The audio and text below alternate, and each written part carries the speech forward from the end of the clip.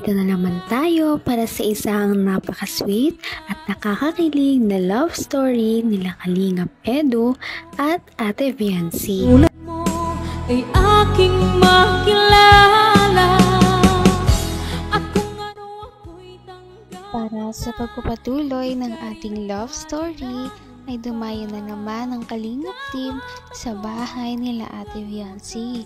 Sobrang lamig na nga ng panahon ngayon kaya lahat sila ay talagang todo cover ng kanilang katawan at dahil taglamig na ay marami na naman tayong abangan na mangyayari sa kanilang mga outing sa mga susunod na video. Ngunit ngayon ay binisita muna nila si Ate Viancy dahil marami din silang ibibigay dito sa kanya. At ito na nga ang mga nangyari at mga kilig moments na ating matutunghayan para sa mga video na ito. Paniguradong mag-trending na naman ang kanilang love team.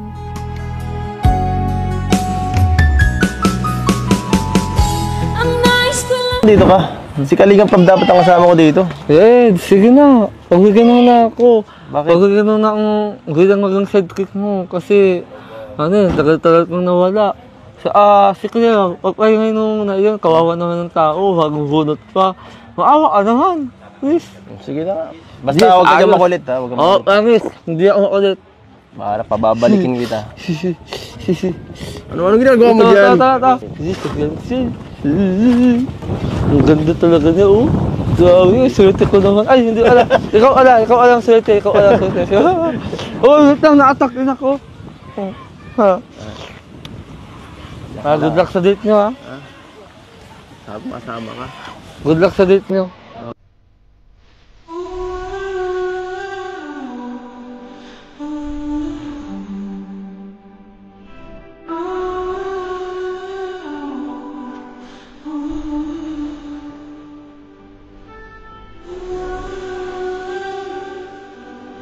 Hello, Ate Viancy. Kamusta ka na? Ayos na kaya. Grabe, ang tagal natin hindi nagkita. Grabe, it's a long years akong nawala. Ayos talaga. Ano? Tapos ka na? Kanina pa yan ha. Ay, mga sorry kuya. Kamay mo hawakan mo. Diyan lang. Diyan ka lang. Sige, good luck ha. Ano? Mukhang puwet ka pa. Ano? Kumusta ang Christmas party? Ayos lang po. Nag-puwet ka na naman yata ng hanggang gabi eh. Maaga ako nag-uwi. Maaga nag-uwi. Ay, saan ka natulog? So pa dito sa bahay. Saan maaga ka umuwi? Maaga ako nag-uwi dito sa bahay. Tara, pasok po muna. Sige, papasok. Yung tao dyan?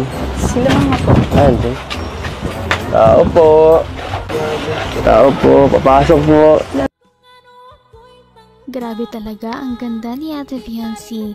Kahit na sobrang simple lamang ng kanyang suot, kahit naka-jacket lamang siya at hindi siya naka-makeup, sobrang gandang-ganda pa rin talaga niya.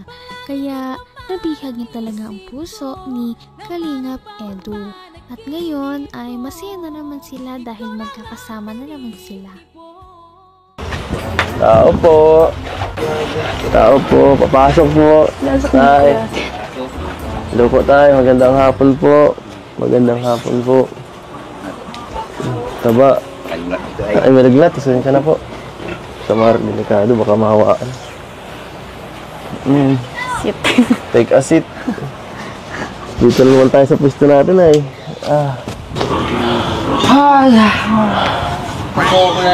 Pagod? Ay. Nakita mo yung ginagawa mo? Wala ka talagang ano. Dito nga ako, sidekick mo, di ba? Ay, kami nga, pag si Kalinga para sumasama sa amin, binibigyan kami ng space, dalawa. Ikaw, siksik ka ng siksik eh. Ano? Bakit? Pasok mo, stulpo ka. Musta? Okay ka lang? Okay lang. Okay lang ipin mo? Hindi na namamaga. Okay ka na kumain-kain? Nakakain na po. At siya nga pala. Pwede ka ba lumabas?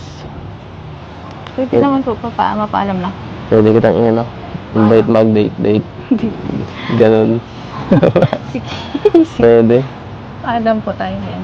Oo, mapaalam naman siyempre. Ano? Siya na yan, ganyan na yan. Hindi ka na ano. Sige, sabagay, wag na, okay na yan. Ha? Okay na yan, kahit ano, okay naman eh. Sige, mapaalam na ako kay mama mo. Tao po, Nay. Ano, wala. Pasensya na po. Magandang hapon po, Nay. Maano lang po sana ako, papaalam kaya ano, si Biancy, papaalam ko. Kung pwede pong ano, ilabas ko muna ngayon. So, yakin ko rin Sige po. Baka po nagagalit na kayo, palagi na lang ginagabi ang anak nyo. Ayun naman pala, kaya pala dinayo ni Kalingap Edu ang bahay nila Ate Viancy ay dahil gusto niya itong ayain sa isang date. Para naman hindi na ma-stress si Ate Viancy gawa ng mga bagyong dumating at sa kanyang mga schoolworks, kaya aalis muna daw sila at magliliwaliw. Kita mahal. Teka lang, Okay lang. okay lang ipin mo. Hindi na namamaga. Okay ka na kumain-kain. Nakakain na po. At siya nga pala. Pwede ka ba lumabas? Pwede naman po, mapaalam na. Pwede kitang invite mag-date. Ganon. Sige. Pwede. Paalam po tayo yan. Oo, mapaalam naman siyempre. Ano? Siya na yan, ganyan na yan. Hindi ka na ano. Sige, sabagay, wag na, okay na yan. Ha? Okay na yan, kahit ano, okay naman eh. Sige, mapaalam na ako kay mama mo. Tao po, Nay. Ano, wala. Pasensya na po. Magandang hapon po, Nay. Maano lang po sana ako, papaalam kaya ano, si Biancy, papaalam ko. Kung pwede pong ano, ilabas ko muna ngayon. So, yakin ko rin Sige po. Baka po nagagalit na kayo, palagi na lang ginagabi ang anak nyo. Alam mo naman kung saan paalam ka naman. Opo. Ay, kumusta po yung anak mo? Yung ba yung mga bagsak Ay, puyat. Puro pang 3 gabi ng kagabi. May sina, kanipin mo. Ay, grabe. Kanipin. Kawawa naman to. Parit-pares na tayo nilalagnat. Ako, galing ko lang sa sakit po. Maano matamlay. Nakaka-kaos, baby. Magaling ka, baby. Baka pumayat. Sige po na yan, salamat po. Ingat kayo. Opo. Ano?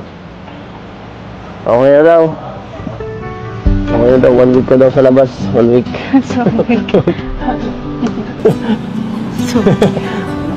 Okay na ba yan? Hindi ka na... Sige po, mampan. Ay, sige. Ano? At syempre, hindi makakaalis si Ate Viancy kapag hindi siya ipapaalam sa kanyang mama. Kaya naman si Kalingap Edu ay makikita natin kung gaano siya ka-respectful sa pamilya ni Ate Viancy dahil palagi niya itong pinagpapaalam at hindi niya binabypass ang mga magulang ni Ate Viancy. Kaya naman dahil kitang-kita rin ng kanyang mga magulang ang pag-aalaga.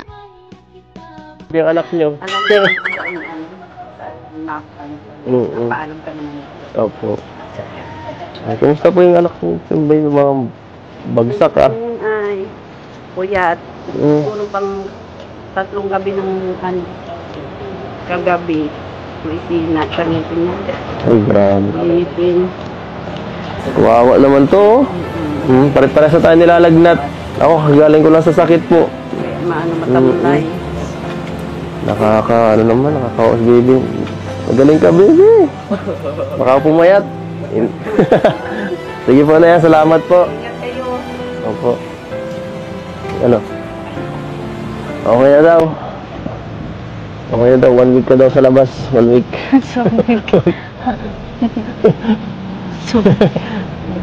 Okay na ba yan? Hindi ka na... Sige po, mampan. Ay, sige. Ano, bahala ka.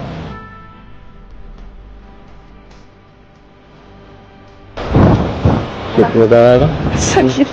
Nakikita ka. Ano? Tara. Makita ka ni mama mo. Tara. Ay, boss! Oh, Boss Ed, saan tayo? punta ang pinakamagandang ano dyan, kainan Dok. Kainan? O pwede maganda rin tambayan. Ay, di, dahil tayo. Wala mang makakainan dito, wala mang nagluluto dito. Sige, ikaw nang bahala. Ah, sige boss, basta ikaw. Kung anong gusto mo, sunod lang ako. Dito muna tayo. Okay na dito. Grabe. Buti nakitama ang panahon. Ay. Buruin mo naman. Kailangan lang pala kasama ka para gumanda ang panahon eh. Grabe. Grabe man yan. Sana nga po.